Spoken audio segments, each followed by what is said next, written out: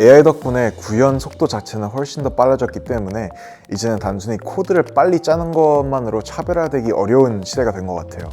그래서 앞으로는 AI를 단순히 써본 사람이 아니라 AI를 실제로 서비스와 워크플로우에 붙여보고 배포하고 운영하고 또 개선해본 사람이 더 강한 개발자가 될 거라고 생각합니다. 네, 제가 가장 체감하는 변화 중에 하나는 build vs buy라는 의사결정이 정말 많이 바뀌고 있습니다.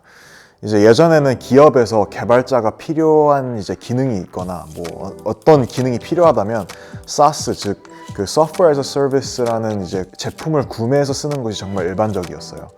근데 Generative AI 그리고 생성형 AI가 들어오면서 개발 생산성이 정말 크게 올라가고 초기 프로토타입이나 내부 개발 도구를 만드는 비용은 정말 많이 낮아졌어요.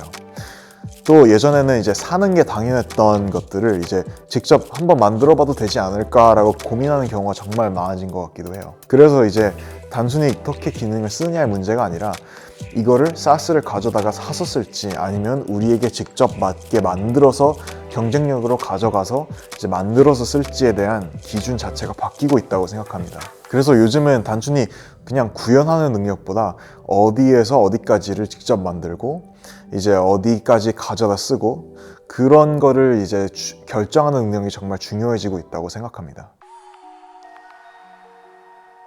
개발자의 역할은 예전보다 훨씬 더 넓어졌다고 생각합니다. 이전에는 주어진 요구사항을 받아서 이 기능을 구현하는 사람을 엔지니어, 개발자로 보는 시각이 되게 강했는데요. 이제는 그것만으로 충분하지 않다고 생각합니다. 이미 구현하는 사람의 느낌의 엔지니어는 없어졌다고 생각합니다. 지금은 개발자가 단순히 기능을 만드는 데서 끝나는 게 아니라 사용자가 무엇을 원하는지 이해하고 또 그 실제 문제를 정확히 정의하고 그것을 가지고 기술적인 요구사항으로 바꿔서 빠르게 개선할 때까지 연결할 수 있는 사람이 개발자라고 생각합니다. 특히 AI가 들어오면서 단순 구현 자체의 장벽은 점점 낮아지고 있기 때문에 앞으로는 왜 만들어야 되는지, 이게 정말 사용자의 문제를 해결하고 있는지, 피드백을 받아서 얼마나 더 빠르게 나은 방향으로 바꿀 수 있는지를 이해하고 실행하는 능력이 점점 더 중요해지고 있다고 생각합니다. 결국 AI 시대의 개발자는 단순히 코드를 작성하는 사람이 아니라 문제를 이해하고 해결 방향을 설계하고 빠르게 실행하면서 피드백 룹까지 닫을 수 있는 사람이 개발자라고 생각합니다. AI 덕분에 구현 속도 자체는 훨씬 더 빨라졌기 때문에 이제는 단순히 코드를 빨리 짜는 것만으로 차별화되기 어려운 시대가 된 것 같아요. 그래서 더 중요해진 건 무엇을 직접 만들고 무엇을 활용하고 어떤 방식으로 시스템을 구성해야 이런 문제를 가장 잘 해결할 수 있을지를 판단하는 능력이 정말 중요하다고 생각합니다. 가장 앞선 AI 기업들조차 모델들을 만드는 데서 끝나지 않고 그 모델을 사용해서 그 기술을 사용해서 그 실제 환경에 구현하고 정착시키는 데 더 많은 힘을 쏟고 있습니다. 이런 변화는 많은 회사들이 Forward Deployed Engineer 같은 역할이 점점 늘어나고 있다는 점에도 상징적으로 드러난다고 생각합니다. FD라는 역할은 단순히 그냥 AI를 소개하는 것뿐만이 아니라 고객의 실제 환경 안으로 들어가서 문제를 이해하고 진짜 프로덕션 시스템을 만들고 또 그 과정에서 얻은 인사이트를 다시 제품 개선으로 연결하는 역할입니다. 그만큼 기술 자체뿐만이 아니라 그 기술을 실제로 돌아가게 만드는 실행력이 정말 중요한 경쟁력이 된 것 같습니다. 그래서 앞으로는 AI를 단순히 써본 사람이 아니라 AI를 실제로 서비스와 워크플로우에 붙여보고 배포하고 운영하고 또 개선해본 사람이 더 강한 개발자가 될 거라고 생각합니다. 네, 저는 AWS에서 오픈AI로 오기 전에 일을 했었기 때문에 인프라 쪽이 백그라운드라 개인적으로는 AI 인프라 트렌드를 정말 재미있게 보고 있습니다.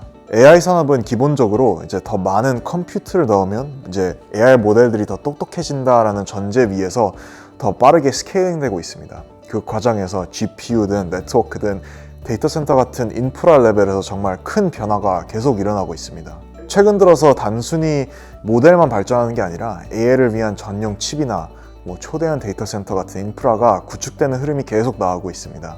그래서 이 정도의 컴퓨팅이 실제로 온라인으로 올라왔을 때 모델의 능력이나 우리가 만들 수 있는 서비스가 어떻게 달라질지 굉장히 기대가 됩니다. 또 흥미로운 점은 이제 인프라가 단순히 그냥 기술적으로 보는 게 아니라 인프라는 정말 큰 부분인데요.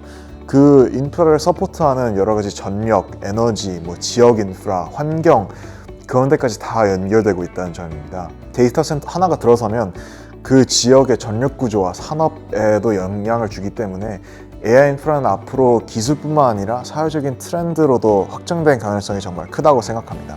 그래서 AI 자체뿐만이 아니라 이 인프라를 어떻게 활용해서 실제 애플리케이션을 만들고 유의미한 가치로 연결할 수 있는지를 아는 것이 점점 더 중요해지고 있습니다. AI가 할 수 있는 영역이 점점 더 많아지고 있기 때문에 이를 어떻게 똑똑하게 잘 쓸까를 고민하는 것이 중요하고, 그래서 저는 이제 인프라가 덜 중요하다기보다 AI 시대에는 점점 더 중요한 능력이라고 생각하고 있습니다. 취업 준비 과정에서는 테크 분야에 정말 엄청난 직군과 엄청난 많은 회사와 정말 많은 것들이 있다는 거를 아는 것이 정말 도움이 많이 됐습니다. 이제 테크 분야 안에서 이제 보안, 네트워킹, 데이터베이스, 머신러닝, AI, 웹, 오토모티브, 금융, 블록체인, 로보틱스, 미디어 앤 엔터테인먼트, 실리콘 칩 등 정말 많은 분야들이 존재합니다. 또 그 안에는 그 분야를 서포트하기 위한 많은 직무들도 존재합니다. 그리고 또 IT 혹은 테크 회사가 아니더라도 그냥 산업군마다 또 필요한 직군들이 다르고 SAP나 Salesforce 같은 그런 소프트웨어를 담당하는 스페셜티 직군도 정말 많습니다. 저의 경우에는 이런 회사들 그리고 산업들이 어떤 직무를 필요로 하는지 직접 진짜 그냥 채용 웹사이트를 통해 찾아보는 것도 도움이 정말 많이 되었습니다. 그럼 내가 뭘 할 수 있는지, 그런 스킬셋 외에 또 내가 뭘 배우면은 이런 직군 안에는 내가 컴페티티브 해줄 수 있겠구나 라고 그런 거를 배우는 것도 정말 중요했었고요. 그런 거를 보면서 그냥 무작정 그냥 인터뷰 준비를 하는 것보다 내가 어떤 분야에 맞는 사람인지를 탐색해보고 그 안에서 스페셜티를 찾아서 정말 깊게 배우는 게 많은 도움이 됐습니다. AI 시대라고 많이 부르는데요. 특히 이제 챗 GPT가 나온 이후에 개발자가 되신 분들을 특히 AI 네이티브라고 불러요. 근데 이제 AI 네이티브 개발자가 되는 게 정말 중요한 것 같습니다. 이 뜻은 언제 어떻게 AI를 쓰는 게 가장 효과적인지 아는 것도 있고, 또한 이제 트위터, X나 레딧, 해커뉴스 그런 매체를 통해서 지금 시장 트렌드가 어떤지를 파악하는 것도 정말 중요하다고 생각합니다.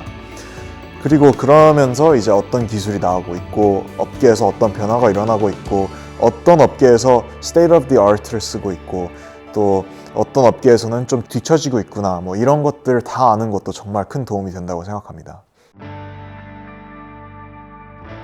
AI가 사람들이 점점 더 많이 쓰게 되면서 이제 많은 사람들은 기술을 갖게 되었습니다. 이제 기술, 즉 스킬은 학습 가능한 영역인데 AI가 직접 가르쳐주기도 하고 또 대신해주기도 하죠.